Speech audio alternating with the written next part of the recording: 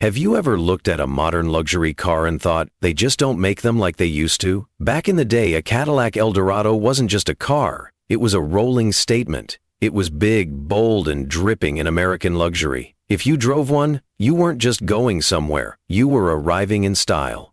But then something shocking happened. Cadillac shrunk the Eldorado.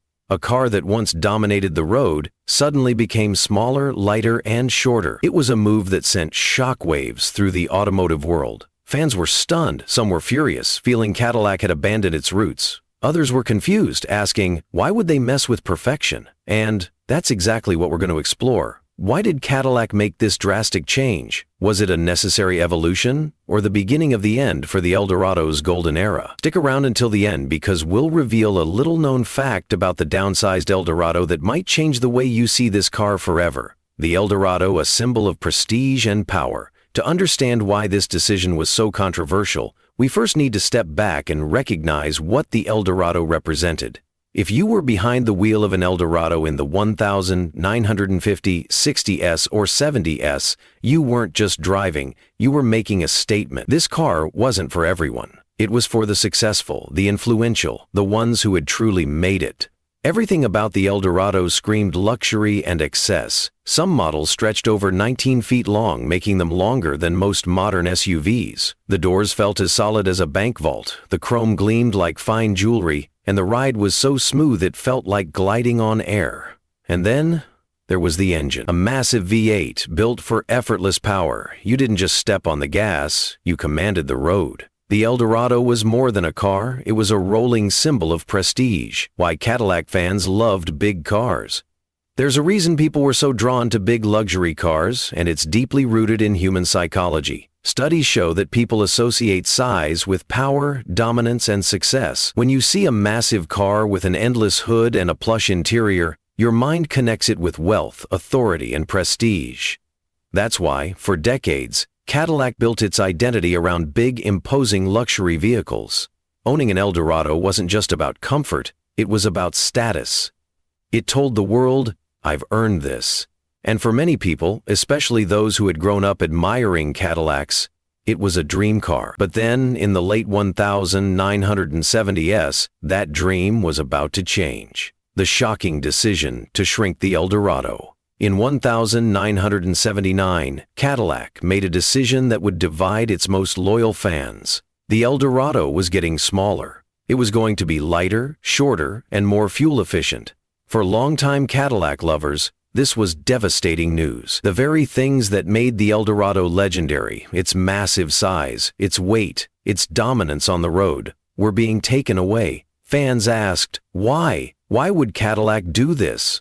The answer? It wasn't just Cadillac's decision. It was a change forced by the world around them. In the next section, we'll reveal the real reasons behind this controversial move, from the oil crisis to new government regulations and the rise of foreign competition. What forced Cadillac to shrink its most prestigious car, and could the company have made a different choice? The real reason Cadillac shrunk the Eldorado? For decades, Cadillac was untouchable. It was the undisputed king of American luxury cars. The Eldorado, with its massive presence and powerful V8, was a symbol of success, class, and power. If you drove one, you didn't just own a car, you owned a piece of prestige. But as the 1970s rolled on, the automotive landscape started to shift in ways Cadillac never expected. The very things that made the Eldorado iconic, its size, its power, its thirst for fuel, were suddenly turning into liabilities. The world was changing, and Cadillac had no choice but to change with it.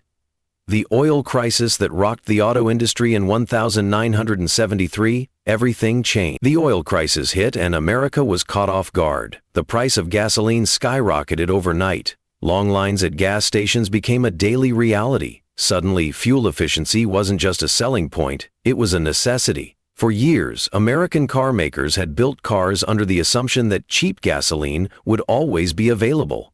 Nobody questioned the massive V8 engines, the 2-ton curb weights, or the fact that these cars barely managed 10 miles per gallon. But now, those same gas-guzzling machines were a burden. People were forced to rethink their buying decisions. Owning a large luxury car wasn't just expensive, it became impractical. And while Cadillac was still America's most prestigious brand, buyers were starting to look elsewhere. The rise of foreign competition.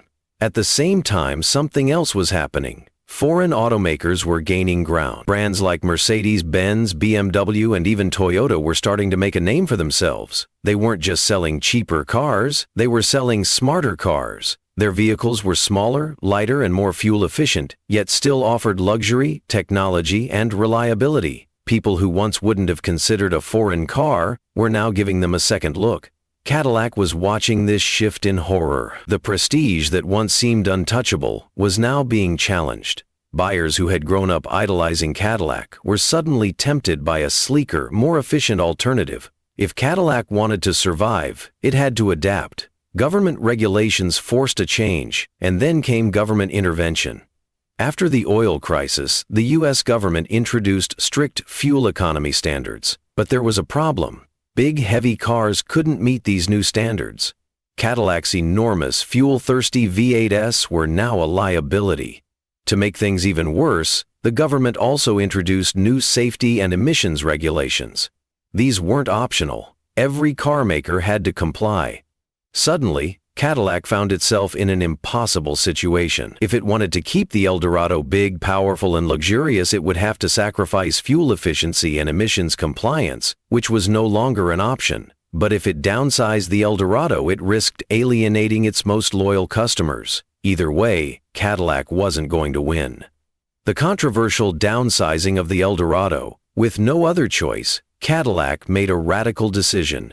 The Eldorado was going to shrink. In 1979, the all-new, smaller Eldorado was introduced. It was shorter, lighter, and more fuel-efficient. The massive V8s were toned down, and the car was now built on a smaller front-wheel drive platform. On paper, it seemed like a smart move. The new Eldorado was still luxurious, still stylish, and still a Cadillac. It met all the new fuel economy regulations, and it even had modern technology that older models lacked. But to longtime fans, it wasn't the same. The new Eldorado looked smaller, and that meant it felt less powerful. It didn't have the same road presence, the same dominance, or the same floating ride that made the old models legendary. For Cadillac's most loyal customers, this wasn't just a change, it was a betrayal. How fans reacted to the new Eldorado, people who had spent their lives admiring Cadillac's massive luxury cars, now felt like the brand was turning its back on tradition. Some refused to buy the new Eldorado, claiming it was too small, too weak, and too modern.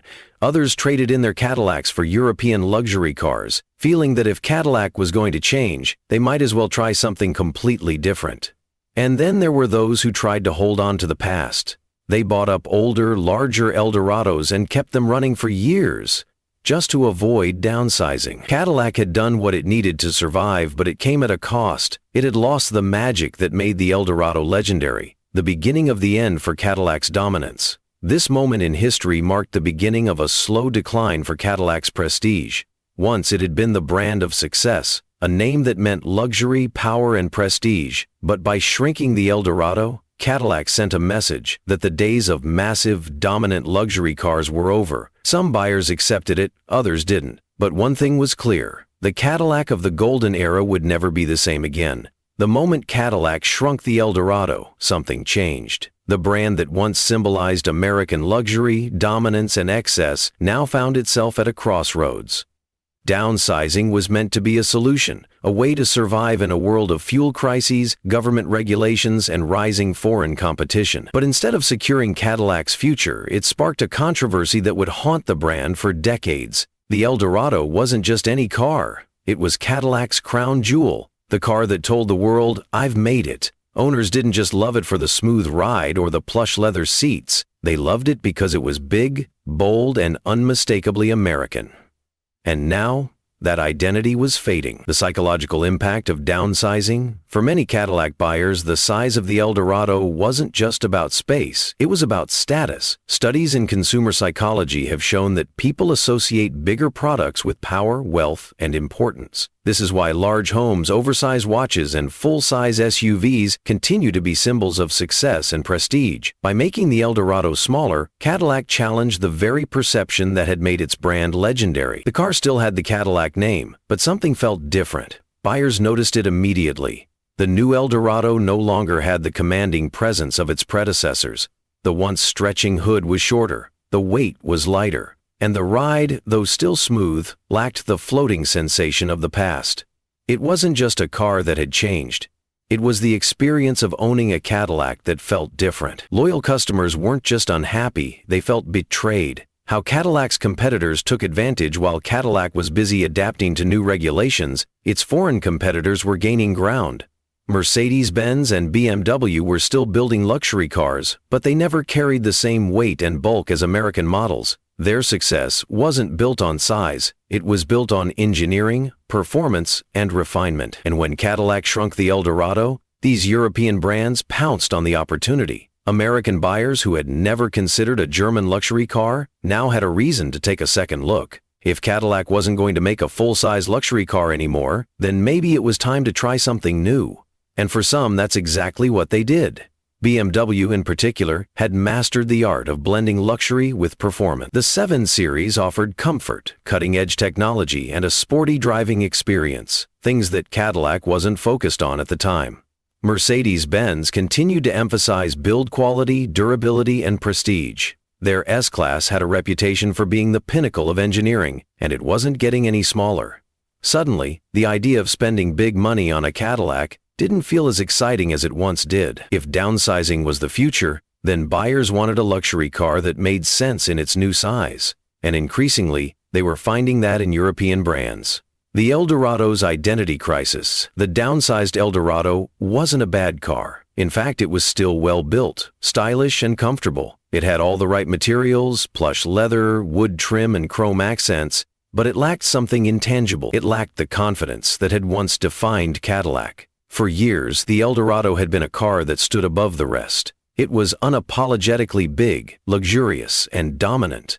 It didn't try to compete with European brands, it had its own lane, and that's what people loved about it. But now, the Eldorado was trying to fit into a new world, and it wasn't clear where it belonged. It wasn't as fuel efficient as the smaller Japanese and German cars, it wasn't as high-tech as a Mercedes-Benz S-Class, and it wasn't as performance-focused as a BMW 7 Series. For the first time in its history, Cadillac was struggling to define what it was supposed to be. The decline in sales and brand prestige. As the 1980s progressed, the impact of downsizing became impossible to ignore. Cadillac, once the dream car for generations, was now losing ground. Sales of the Eldorado began to decline. The buyers who once swore by Cadillac were either holding on to their older models or switching brands altogether. And worse, a new generation of luxury car buyers didn't grow up idolizing Cadillac. They grew up admiring Mercedes-Benz and BMW. Cadillac's dominance was fading. For decades, the brand had relied on its reputation alone to sell cars, but now that reputation was being challenged by competitors who offered something fresh, modern, and exciting. Downsizing the Eldorado wasn't just about making the car smaller. It was a sign that Cadillac was reacting to the market instead of leading it. And for a brand that had always been the symbol of American luxury, that was a dangerous shift. Could Cadillac have made a different choice? Looking back, many wonder, did Cadillac have another option? Could it have found a way to keep the Eldorado big while improving fuel efficiency? Could it have invested in lighter materials, better engineering, and more advanced engines instead of simply making the car smaller? Some argue that Cadillac panicked. Instead of innovating its way out of the crisis, it took the easy route, shrinking the Eldorado to fit within the new regulations. But in doing so, it sacrificed the very essence of what made the car legendary. Other American automakers faced the same challenges, but some managed to adapt without losing their identity. Lincoln, for example, continued to build full-sized luxury cars like the Town Car, keeping the traditional American luxury experience alive. Cadillac's mistake wasn't just downsizing, it was not giving buyers a reason to stay loyal. The unintended legacy of downsizing, the decision to shrink the Eldorado, marked a turning point not just for the car, but for Cadillac as a brand. It signaled the end of an era when Cadillac dictated the luxury car market, and the beginning of a time when it was forced to compete on equal footing with brands it had once looked down upon. And while Cadillac would spend the next few decades trying to regain its lost prestige, the damage had already been done. For those who lived through it, the downsizing of the Eldorado wasn't just a change in size, It was a symbol of Cadillac's fall from greatness. Cadillac had made its choice. The Eldorado was downsized, reshaped, and reintroduced to the world as a leaner, more efficient version of its former self. But instead of ushering in a new era of success, the decision set off a chain reaction of unintended consequences. The brand that had once led the American luxury market was now struggling to keep up. The backlash wasn't immediate, but it was inescapable. Loyal Cadillac owners, the ones who had spent decades behind the wheel of full-size land yachts, felt alienated. These were buyers who valued presence over practicality, tradition over trends. To them, the Eldorado's reduced size was more than just a design change. It was a statement, one that signaled Cadillac was no longer making cars for them. And when longtime customers feel forgotten, they don't complain. They simply stop buying. The shift in perception. For generations, Cadillac's reputation had been untouchable. Owning one was a mark of success, a symbol of having arrived. The Eldorado, in particular, had always been a car that turned heads, a vehicle that felt as grand as the lifestyle it represented. But now, that perception was changing. Downsizing did more than reduce the car's dimensions. It shrunk the prestige that came with it. The Eldorado no longer stood apart in traffic the way it once did. The long sweeping fenders were gone. The imposing stance had been softened. The sheer road presence that had made the Eldorado an American icon was now just another memory. And in the world of luxury cars, perception is everything. Psychologists have long studied the relationship between consumers and prestige brands. People don't just buy luxury cars for comfort or technology, they buy them for how they make them feel. A Cadillac was never just a mode of transportation, it was a statement of achievement, a rolling declaration of success. But as Cadillac adapted to new regulations, shifting market trends, and economic pressures, that feeling of exclusivity began to fade. Buyers who once considered Cadillac to be a cut above the rest now saw it as just another option in a growing field of competitors. And for a brand that had once been the gold standard, that was a dangerous place to be. The problem with chasing trends, Cadillac had downsized the Eldorado because it felt forced to adapt. The oil crisis, government restrictions, and changing consumer preferences all pushed American automakers into new territory. The problem was, Cadillac wasn't setting the trends, it was following them. This was a major shift from how the brand had operated in its prime. Throughout the 1950s and 60s, Cadillac had been an innovator. It introduced industry-leading features like tail fins, wraparound windshields, and automatic climate control. It set the standard for what a luxury car should be, and the world followed its lead. But now Cadillac was reacting to the market instead of shaping it. It wasn't building the cars it wanted to build, it was building the cars it thought it had to. And when a luxury brand starts chasing trends instead of defining them, it loses its identity. That's exactly what happened with the downsized Eldorado. Cadillac was no longer ahead of the curve, it was playing catch-up, and worse, it wasn't even sure who it was trying to catch up to.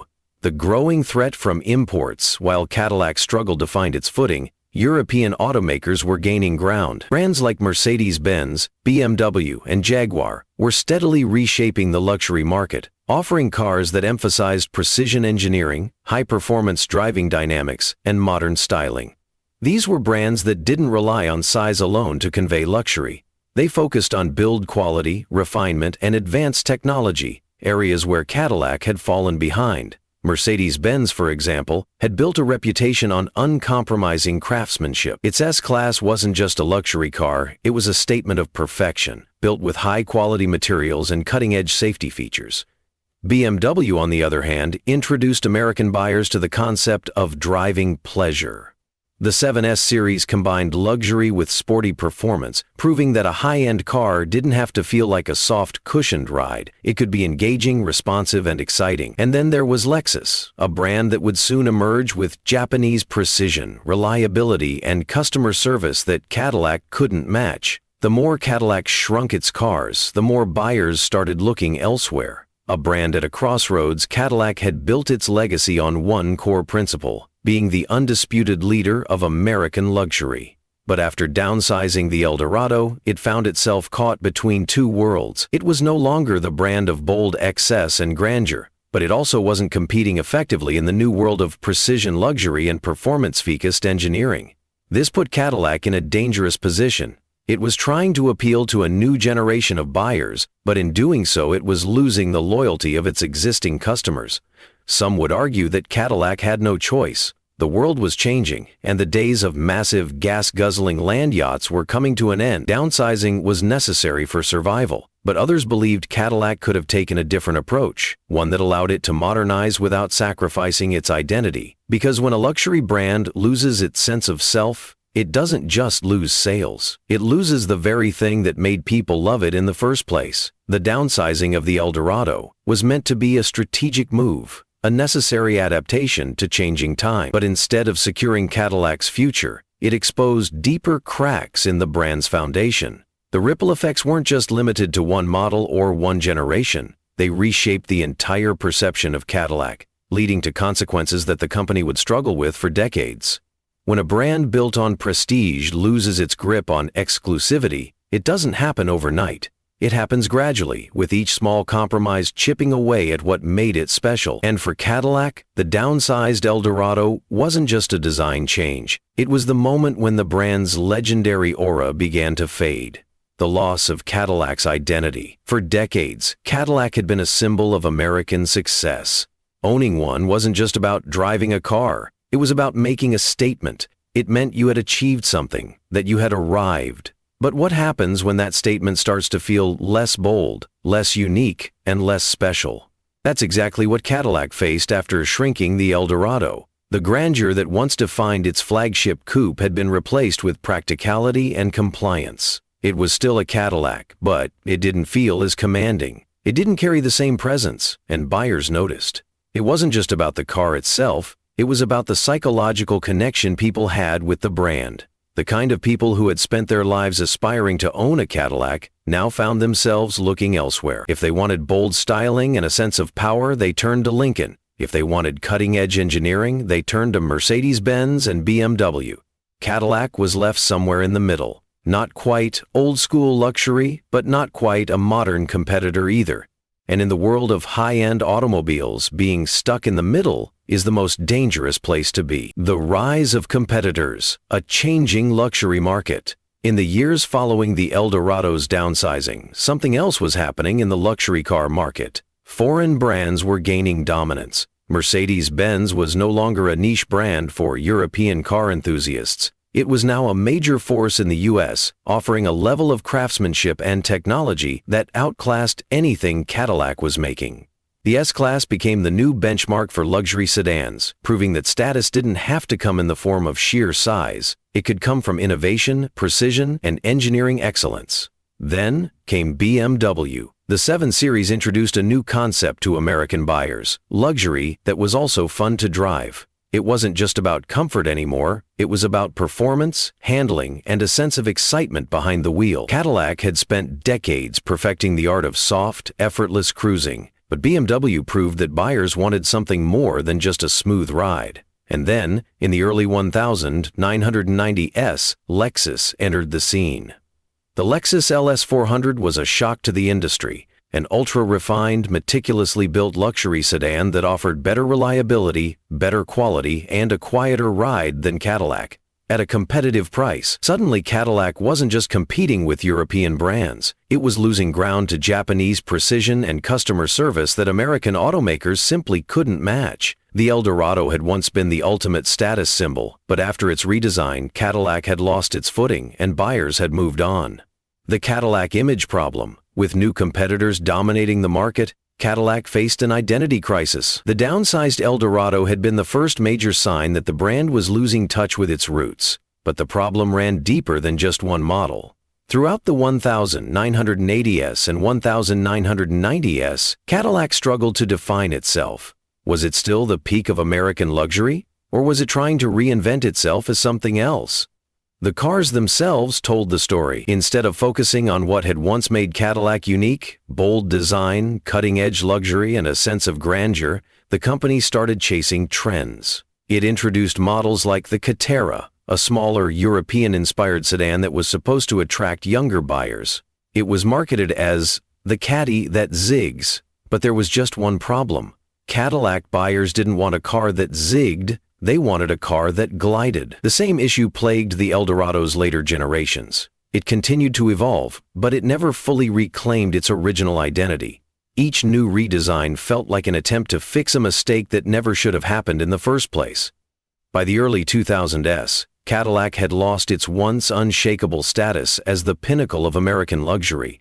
It was now a brand searching for relevance in a market it used to dominate. The legacy of the downsized Eldorado. Looking back, the decision to shrink the Eldorado might have seemed like a necessary adaptation at the time, but in hindsight, it marked the beginning of Cadillac's struggle to maintain its place at the top. The Eldorado had once been a car that people aspired to own. It was an icon of success, a vehicle that made a statement simply by existing. But the moment Cadillac chose to shrink it, the magic began to fade. Luxury isn't just about features, it's about feeling. It's about the way a car makes you feel when you sit behind the wheel, the way people react when they see it on the road. And when a brand loses the ability to make people feel special, it doesn't matter how many new models it introduces. Something is lost forever. Cadillac would go on to reinvent itself in the 21st century, introducing performance-focused models like the CTS-V and rekindling its dedication to bold design. But for many, the downsized Eldorado would always remain the moment when Cadillac lost its way.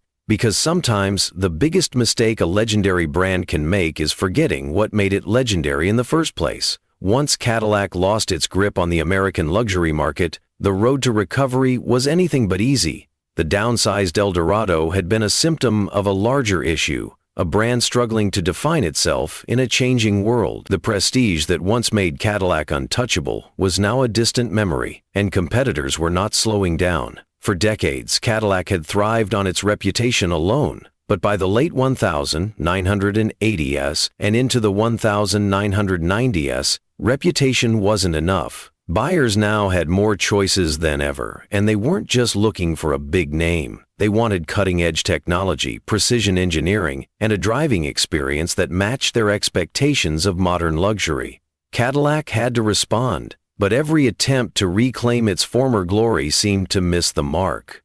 The front-wheel drive problem, one of the biggest missteps Cadillac made in the aftermath of the downsized Eldorado, was its continued reliance on front-wheel drive. To the average buyer, this might not have seemed like a big deal. After all, front-wheel drive made sense for smaller cars. It was cheaper to manufacture, improved fuel economy, and provided better traction in bad weather. But Cadillac wasn't building economy cars.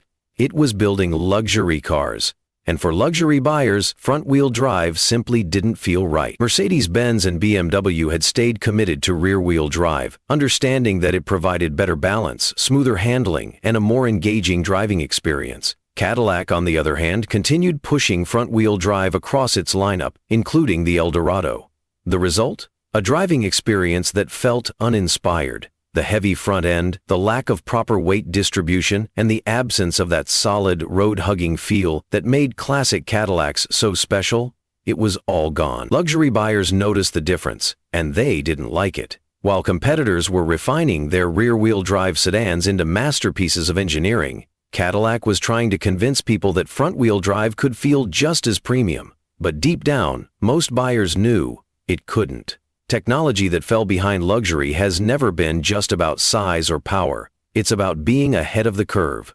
Cadillac, once a pioneer in automotive technology, found itself falling behind. By the time the 1990s arrived, European and Japanese luxury brands were pushing the boundaries. Mercedes-Benz introduced innovations like adaptive suspension, advanced safety systems, and world-class build quality. BMW fine-tuned its driving dynamics, perfecting the balance between performance and luxury. Lexus entered the market with bulletproof reliability, whisper-quiet cabins, and cutting-edge refinement. Cadillac, meanwhile, was struggling just to keep up. The Eldorado's redesigns in the 1980s and 1990s were incremental at best. New models received minor styling updates and added technology, but nothing that truly set Cadillac apart.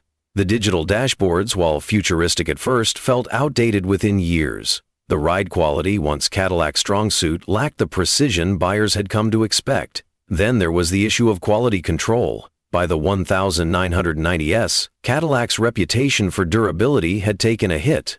The days of cars that could last decades with minimal issues were disappearing. Instead, owners started experiencing electrical problems, transmission failures, and build quality inconsistencies. Lexus, by contrast, was proving that luxury cars could be not just stylish and advanced, but also unbelievably reliable. For buyers in the market for a high-end car, the choice became clearer with each passing year. Why take a risk on Cadillac when other brands offered better quality, better technology, and a more refined driving experience?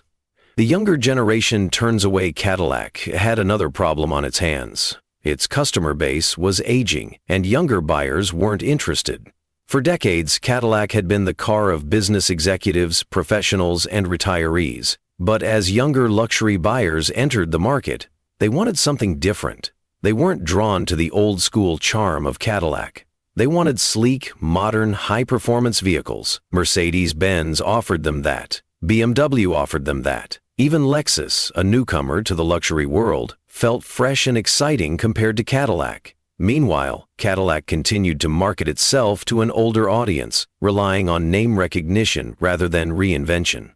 The Eldorado, once the dream car of young professionals in the 1950 cc and 1960 cc, had become a car that reminded people of their parents and The shift in buyer demographics was undeniable. The Cadillac name, once synonymous with success and aspiration, was now associated with the past, an identity crisis that stretched decades.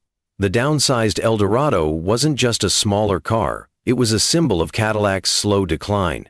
It wasn't that Cadillac stopped making good cars, it was that good wasn't enough anymore. The world of luxury cars had evolved, and Cadillac had failed to evolve. By the early 2000s, the damage was undeniable. The Eldorado was discontinued in 2002, ending one of the longest-running nameplates in American automotive history. It had gone from being Cadillac's crown jewel to a car that barely made an impact in the luxury market. But the real tragedy wasn't just the loss of the Eldorado. It was what Cadillac had lost along the way, its status as the undisputed leader in American luxury. It would take Cadillac years, decades even, to rebuild its image. And even today, the brand is still trying to reclaim the magic it once had, because when a legend stumbles, the road back to the top is never easy. By the time the Eldorado was phased out in 2002, Cadillac had lost more than just a model. It had lost its cultural dominance. The brand that once symbolized American luxury, power, and success had become an afterthought in a market it once ruled. But how did this happen? And more importantly, could it have been avoided? Cadillac's struggle wasn't just about downsizing the Eldorado or sticking with front-wheel drive for too long. Those were just symptoms of a deeper issue, a failure to read the market and adapt at the right time. The world of luxury cars had changed, but Cadillac had ignored the warning signs for far too long. The rise of performance luxury in the 1950s and 1960s, luxury meant size, comfort, and presence. A big, chrome-laden Cadillac rolling down the street commanded attention. It wasn't about speed or handling, it was about status. But by the 1980s and 1990s, luxury had taken on a new meaning. Buyers didn't just want a comfortable ride. They wanted precision, power, and engineering excellence. Mercedes-Benz and BMW had reshaped the luxury market by proving that a high-end car could be both fast and refined. The Mercedes S-Class wasn't just a luxury sedan, it was a technological marvel. The BMW 7 Series wasn't just about comfort. It was a driver's car. Even Lexus, the newcomer, had set new standards for quality and reliability, giving wealthy buyers a compelling alternative to traditional luxury brands.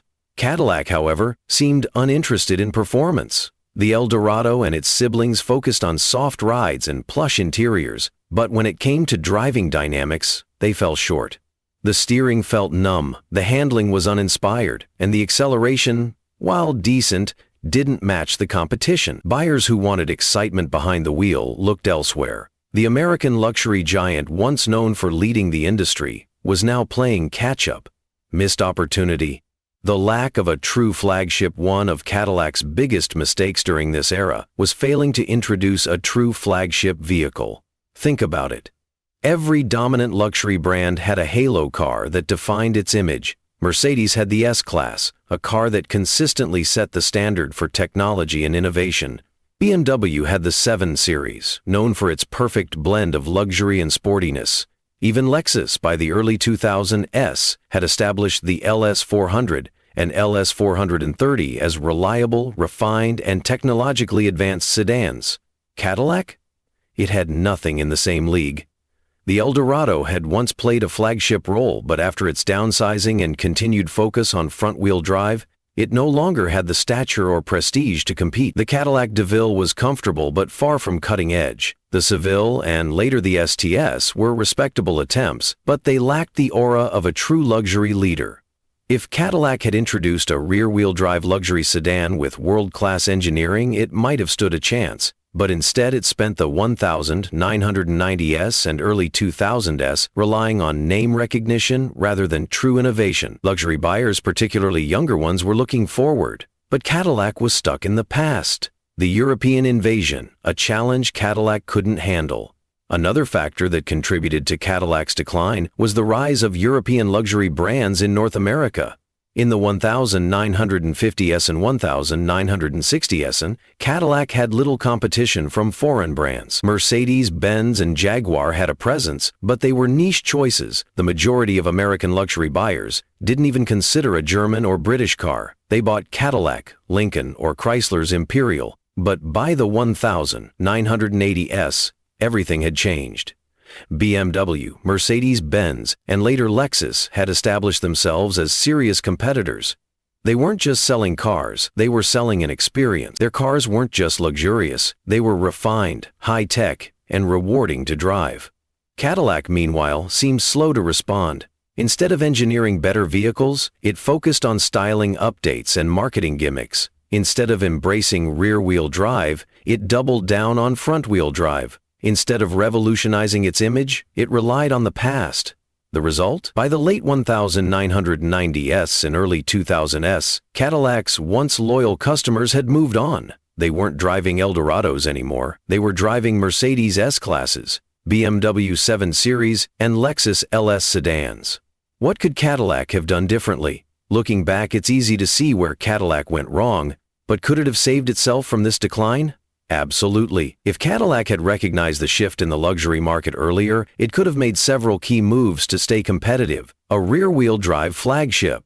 Cadillac needed a true answer to the Mercedes S-Class and BMW 7 Series. A powerful, technologically advanced rear-wheel drive luxury sedan could have restored its prestige. A performance-oriented lineup.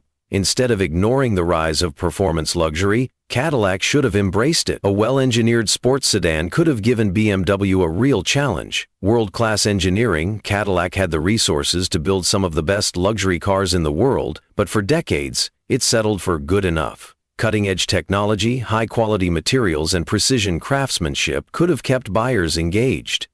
Global thinking. Cadillac remained too America-focused for too long. While BMW and Mercedes were expanding their reach globally, Cadillac struggled to gain traction outside North America. These were fixable problems, but Cadillac waited too long. By the time it started making serious changes in the mid-2000s with the CTS and later the CT6, it had already lost decades of prestige. The legacy of the downsized Eldorado. In many ways, the downsized Eldorado of 1979 was the turning point. It marked the moment when Cadillac stopped leading and started reacting. The decision to shrink the car wasn't just about size, it was about a shift in Cadillac's philosophy. It went from being bold and dominant to cautious and conservative. The Eldorado, once a symbol of American excess and luxury, became a symbol of Cadillac's struggle to stay relevant. But the question remains, was Cadillac's fall inevitable, or was it simply the result of a series of bad decisions? Because while other luxury brands adapted, Cadillac hesitated. And in the world of high-end automobiles, hesitation can be fatal.